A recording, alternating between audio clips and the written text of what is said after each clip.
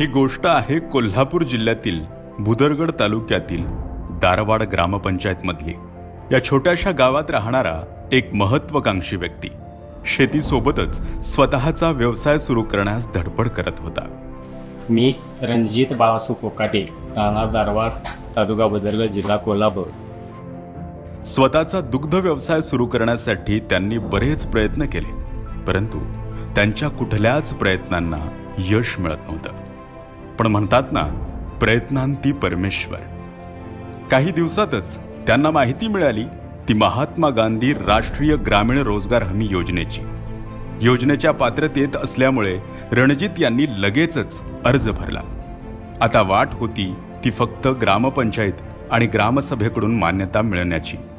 तेव्हाच तेथील आमदार प्रकाशराव आबिटकर यांनी मुख्यमंत्री एकनाथजी शिंदे साहेबांच्या मार्गदर्शनाखाली ताबडतोब हा प्रस्ताव मान्य व्हावा याकरता शिफारस केली आणि पुढच्याच क्षणी रणजित यांच्या बँकेत थेट 1.5 लाख रुपयांची मदत या योजनेमार्फत मिळाली। महात्मा गांधी रोजगार हमीतून मला या गोष्टीसाठी 1.5 लाख रुपये अनुदान मिळाले। या योजनेमुळे रणजित यांचा दुग्ध व्यवसाय अगदी जोमात सुरू झाला।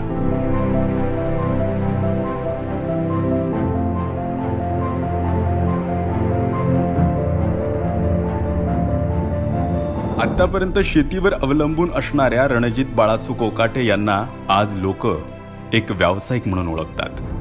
महाराष्ट्राने गेल्या 2 वर्षात दुग्ध क्षेत्रात कमालीचे पाऊल उचलले आहे। माननीय मुख्यमंत्री एकनाथजी शिंदे यांनी स्वतः या क्षेत्रात लक्ष घालून 26 जून रोजी झालेल्या अतिरिक्त अर्थसंकल्प सादर करतेवेळी दूध उत्पादक शेतकऱ्यांना दुधासाठी प्रति लिटर 5 रुपये अनुदान तसेच दूध भुकटी निर्यातीस 30 रुपये प्रति किलो प्रोत्साहनपर अनुदान जाहीर केले आहे। मला या दुग्ध व्यवसायाला चालना मिळाली त्याबद्दल मी महाराष्ट्राचे मुख्यमंत्री माननीय एकनाथरावजी शिंदे साहेब आणि राधानगरी भुदरगडचे आमदार माननीय प्रकाशरावजी आबिटकर साहेब यांचे मनापासून आभार।